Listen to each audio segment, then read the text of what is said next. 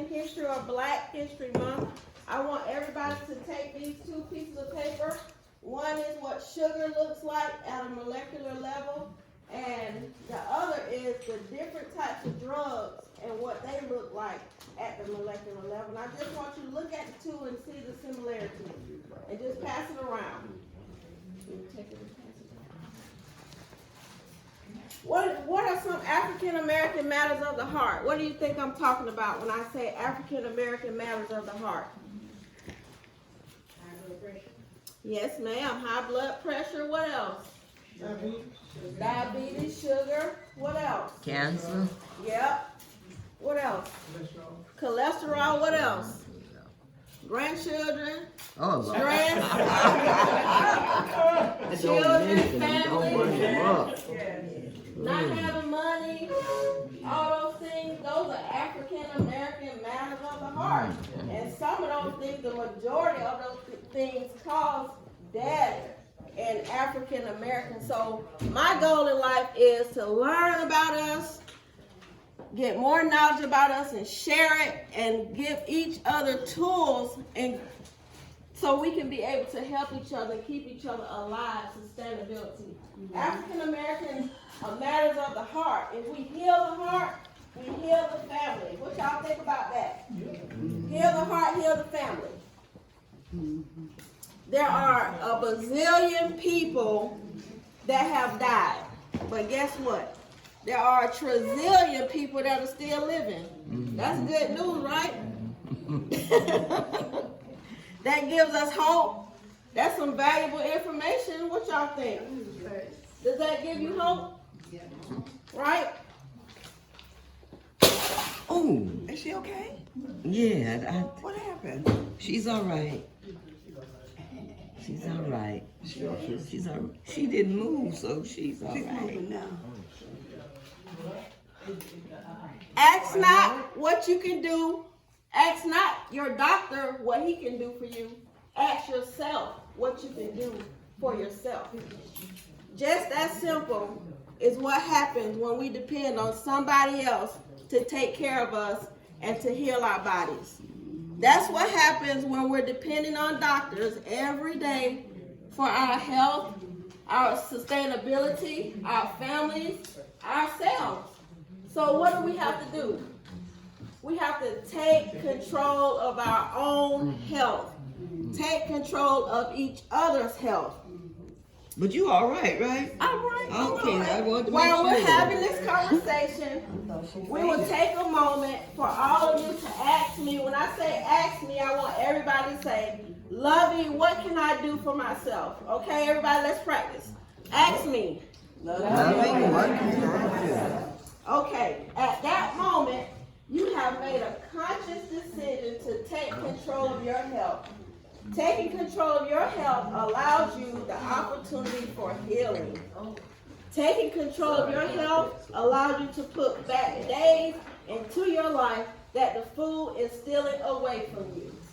So when I say ask me, what are y'all gonna say? Loving, what can I do for myself? We got it?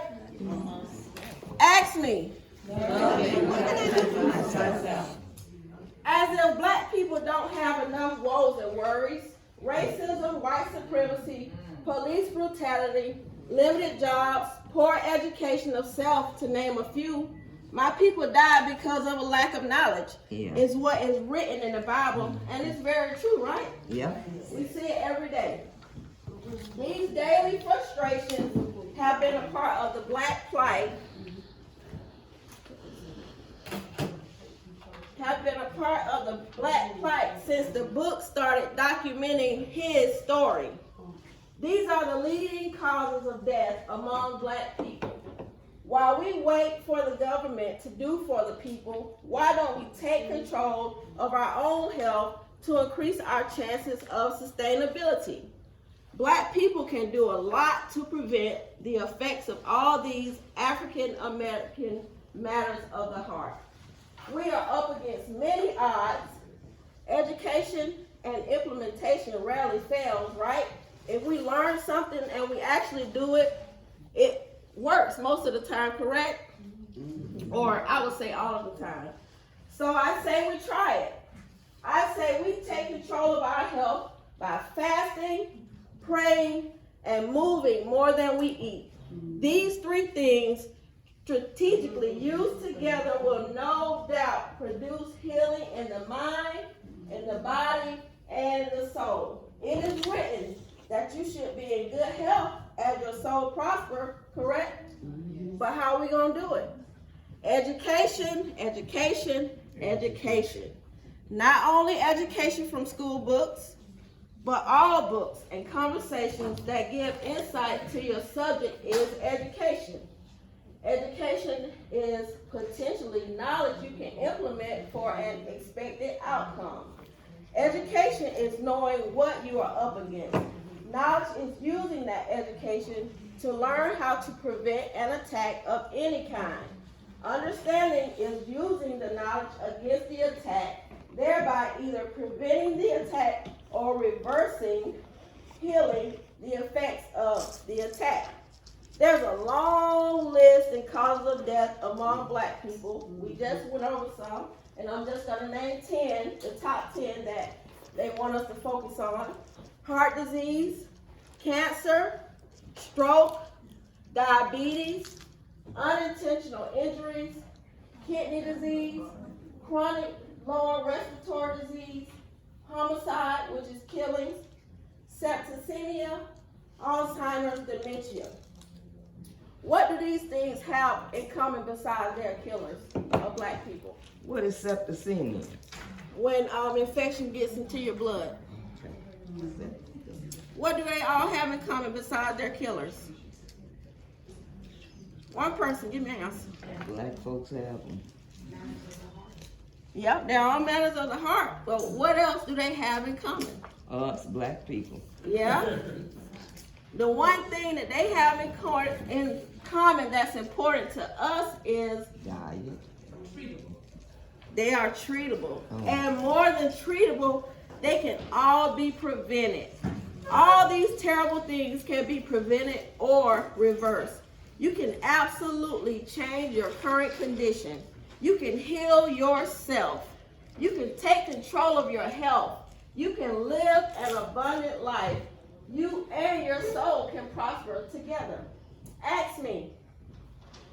Lovely.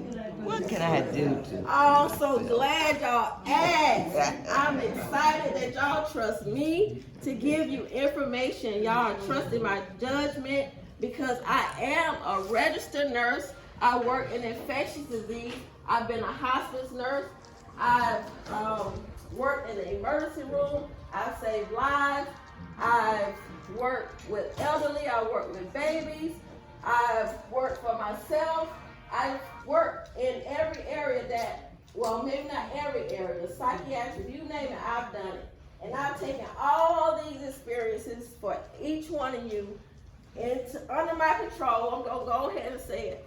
Under my control and study and make journals and keep studying and study with the best. Dr. Sebi, Dr. Milton, all those holistic doctors I study with so that I can come back and share with you all to bring you back on this side where God wants you instead of on this side begging and pleading for a life you already have if you just back away, right? For many years, doctors have told us milk does a body good. Anybody ever heard that? Oh, yeah. Turns out that was a lie. Milk causes mucus, it builds up in the body, thereby causing infection and disease in the body. We were taught that we need to eat breakfast, lunch, and dinner. Anybody remember you have to eat 3 meals a day? And the most important one they say is what? That's a lie. Turns out all of that is not true, especially with the food that we decide to place on our plate. Thank you. For those 3 meals. The more you fast from food, the longer you will live. If you fast for 3 days, you'll add 5 years onto your life. Come on. So fasting 3 days every month, how much time you add into your life? I ain't good at math, tell me. That's a lot of years, right? Yeah, a bunch of them. Yes, you can. I'm gonna get to that. Yes, ma'am.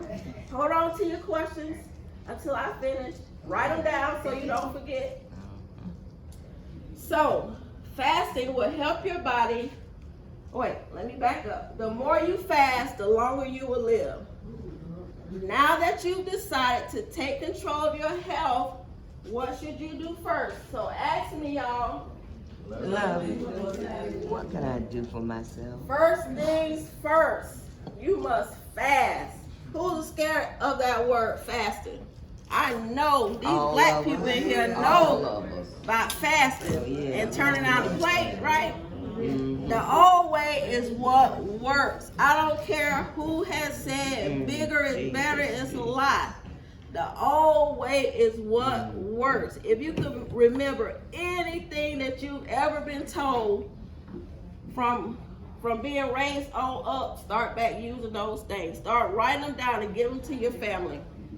So first things first, you must fast. Fasting will help your body remove what's been damaging it and begin the healing process. So about 3 days is a good reset for a body. Fasting is the conscious effort of abstaining from natural pleasures for a spiritual purpose, such as food and TV and so on and so forth. The purpose of fasting is to gain discipline, build endurance, boost your immune system, enhance financial attraction, business growth and development, property gain, promote healthy minds, bodies, and spirits.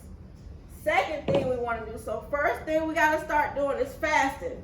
The second thing we have to do is learn about yourself. If you don't already know who you are, where you came from before slavery, because that's not where we start, if you don't already know, you need to find out. If you know where a thing comes from, you will know where to get the information to fix or maintain the thing properly, correct? So as Marcus Garvey told us in the 1920s, if you don't know who you are, how you know where you're going? So at this point, we're still stuck because we got to find out where we are so we can heal and go where we're supposed to be. That makes sense to everybody? So number 3, the third thing is to implement number 1 with number 2, and there you have it, a healing in your body. So fasting plus learning about who you are so you'll know what to put inside of you and what to let go equals healing. And we can begin to walk together. Together we can heal the African American matters of the heart. Let us learn together, one adult, one child, one conversation at a time is how it's going to happen. Now, CPR. Who knows anything about CPR? Coronary pulmonary resuscitation. And also there's CPR that we need to do among each other every day. Consistent praise and reassurance. Every day, consistent praise for each other and reassurance. You look good today, sister. You look good today, brother. That was a great job you did up there. That was a great job. You need anything? Consistently, every day. That shocks the heart. That gives life.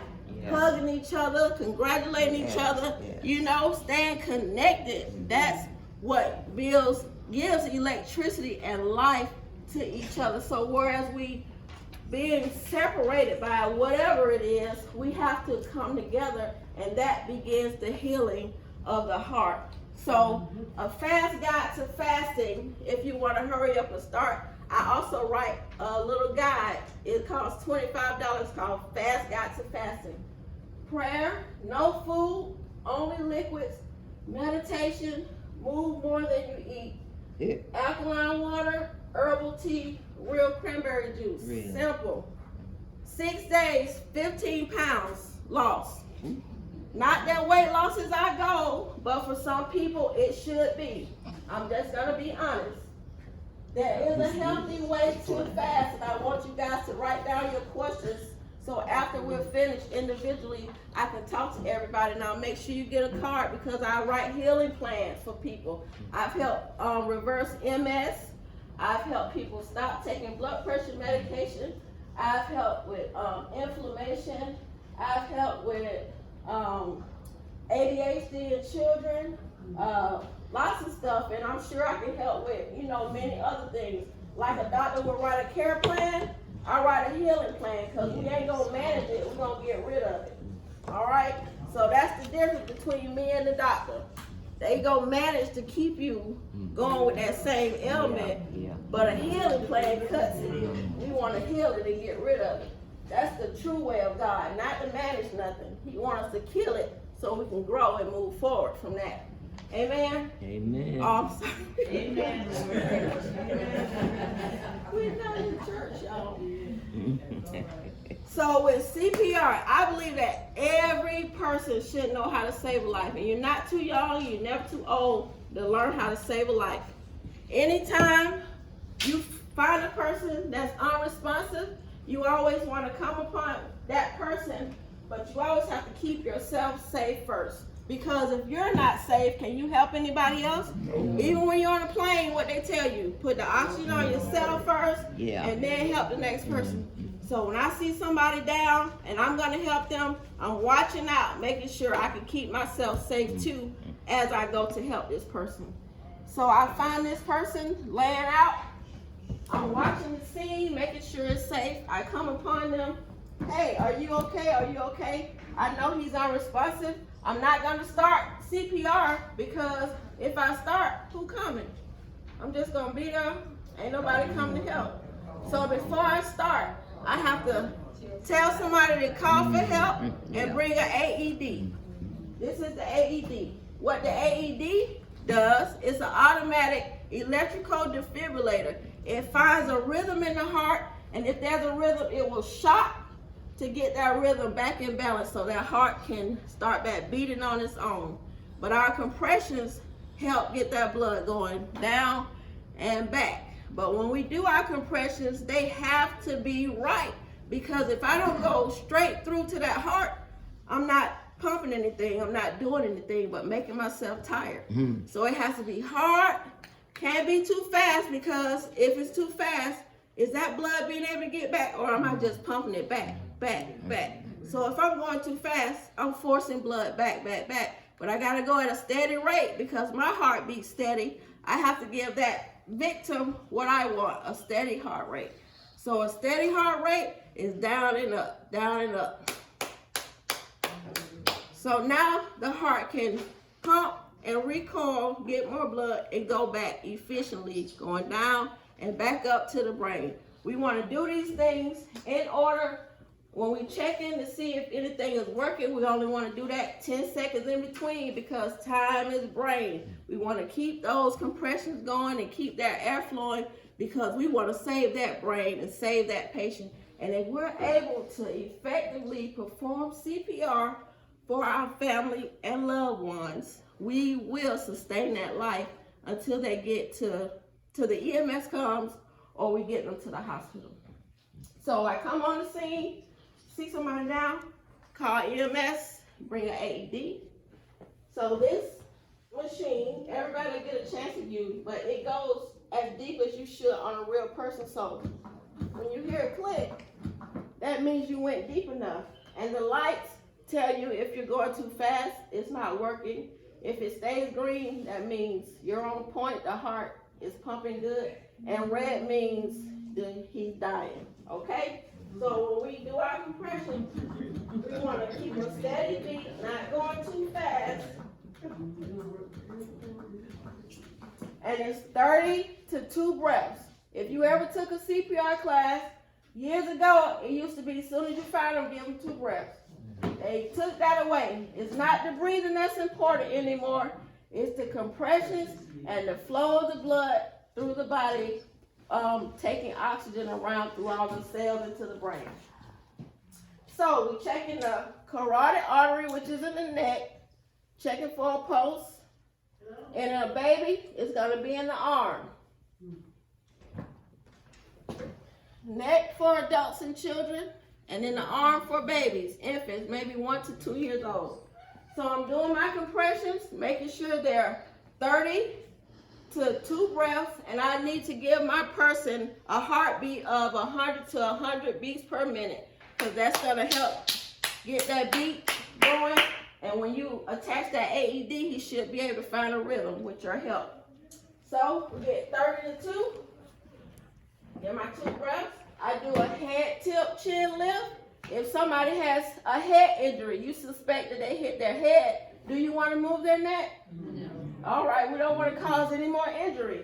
So we will get in front of them. We have to thrust the jaw back and lift it up. And if you ever touch somebody, you have to do it. You will be able to push their jaw back and up to open up their airway. And you can see it on the dummy when you touch. So that opens the airway. When I give my breaths, am I going? Because I don't breathe like that, right? So remember, I give my victim what I need. So if I don't, when I breathe, I'm not going to breathe like that for my victim. So it's just enough to allow the chest to rise and fall. And I'm not going to put my mouth on the dummy. So we just want just enough air for the chest to rise and fall. And we immediately back to our compressions and then our 2 breaths. 5 times of breaths to compressions is 1 cycle of CPR. So after you've done 30 to 2, 5 times, that's 1 cycle, and it should be about 2 minutes. If there's somebody there with you to help, every 2 minutes you switch, and you cannot stop until somebody that's more qualified than you comes to help. So with our baby, nobody ever wants to find a baby choking or, dead or unresponsive, but we have to be realistic. These things happen. So many times people wish I could have, or I should have, or I didn't know what to do, or just so many excuses. We're all out of excuses. We have no more excuses, and we shouldn't give each other any more excuses. So when we find the baby gonna be choking. If you have a choking baby, you gotta hit that baby. Can't be scared not to hit the baby, because if you do this, baby's still gonna be choking, right? So we come upon the baby. Baby, you always arrive the baby on their feet.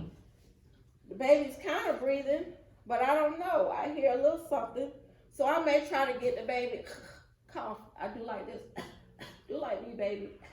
Sometimes they'll do what you say do.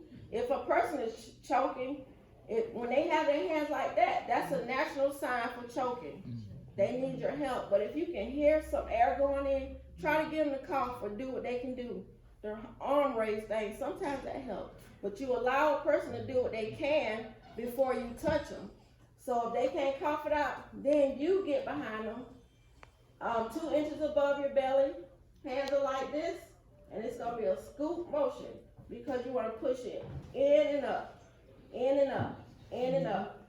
So with our baby, we're holding the baby like this because you have to support the baby's head. And it's going to be a down angle because whatever's in there, we want it to come out. So it's 1, 2, 3, 4, 5. Flip the baby over. 1, 2, 3, 4, 5. Chest compressions. Same thing again. 5 times is 1 cycle. So I'm trying to save the choking baby. The baby just go limp. The baby ain't breathing no more. I got to get the baby down to a flat surface. Anytime you need to perform CPR on a baby, you don't have to call for help, bring an AED. You immediately start 30 to 2 breaths. And when you do your 2 breaths, make sure your mouth is over that baby's mouth and nose, because the baby's airway is smaller than ours. So once you do 5 times, which is 1 cycle, then you take the baby with you to the phone. And then you get the phone, you call the number, put the phone down, continue your CPR. So what's the difference between an adult and a baby? You start immediately on the baby, but for an adult, you tell somebody, call for help, and bring an AED. So now I got my AED, and every AED tells you everything you need to know. They have diagrams, so you don't have to be afraid to use them. you actually can calm down because now he's going to start telling you everything to do. So you, as soon as you get your AED, you turn it on. Always place it above the victim's head. As soon as you get your AED, what do? Turn it on. So you put your pads, everything's there for you. Attach pads firmly to person's chest as shown. He's telling me everything to do, so now I can calm down and he's going to help me through it. Plug-in connector, analyzing rhythm. Everyone stand clear. So whoever's closest, you tell everybody else what's going on. All clear, everybody stay clear. Shock advised. So he's telling me what's happening next. Everyone stand clear. They finding a rhythm. Everyone stand clear. Push the shock Found a button. rhythm, we're gonna push the button. Shock delivered. Shock Begin delivered. 5 cycles of CPR. He's telling me to start CPR again, so see how he tells you everything, and his time is right on point. If you listen, you can stay in sync with the machine. So I'm still doing CPR, he's still checking.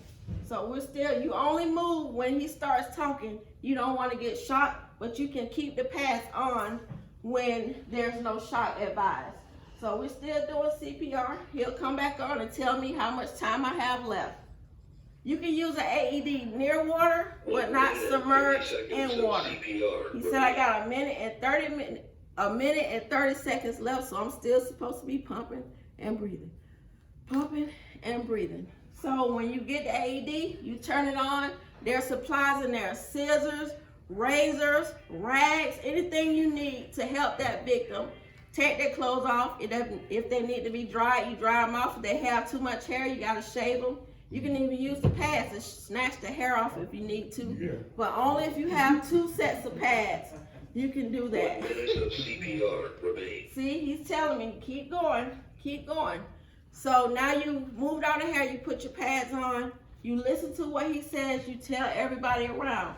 For children or infant, you put a patch here, a pad here, and a pad in the back, because they're tiny. For adults, when you're doing CPR, 2 hands, a child, 1 hand, infant, 2 fingers, or 1 thumb.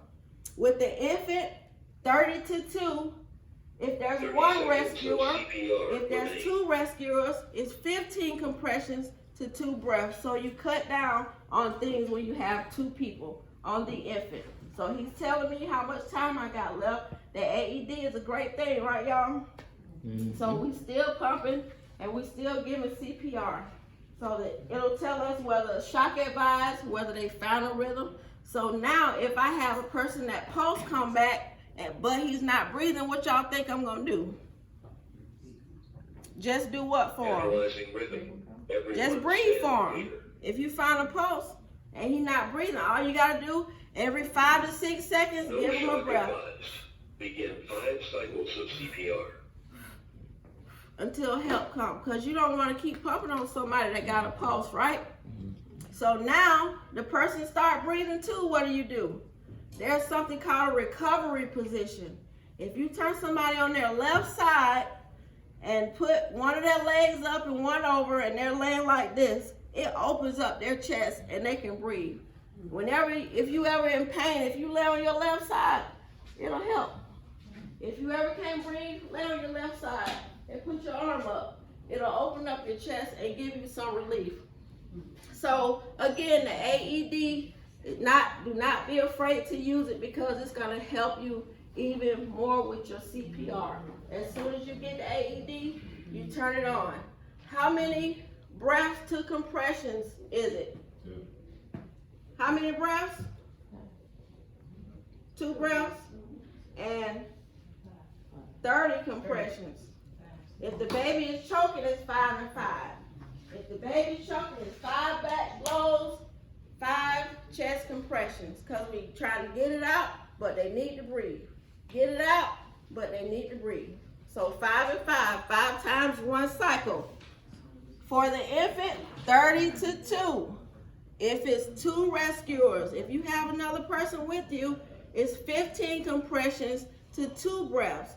For the adult and the child, pump 30 times, give 2 breaths. Pump 30 times, give 2 breaths.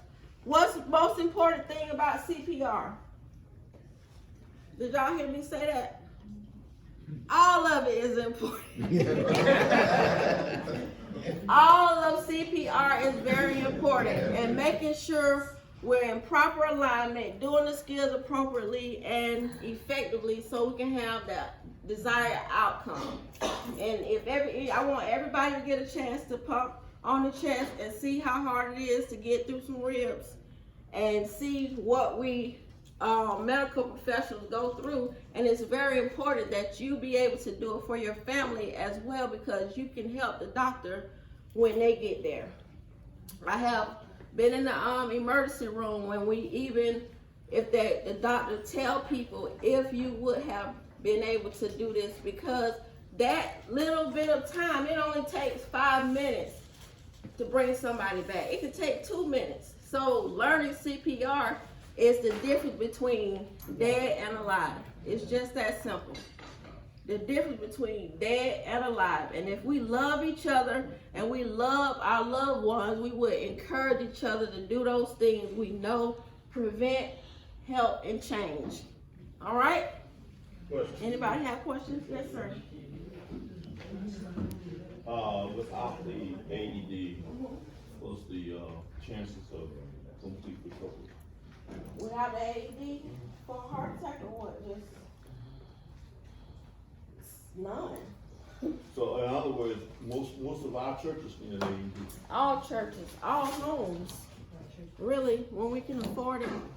We should all have one at home, at church, where we work at, if we do mobile business, whatever kind of home office, we should all have AED.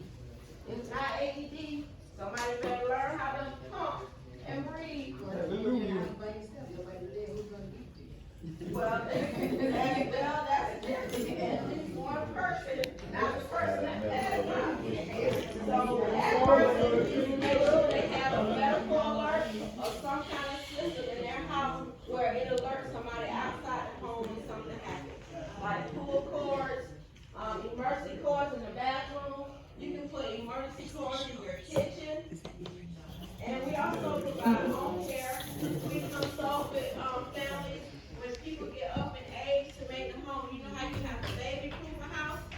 Sometimes when our older people get older, we have to elder-proof the home. Some may deal with Alzheimer's and dementia, and we have to keep our families safe. So we also come out and evaluate homes and tell you how you can make them safer.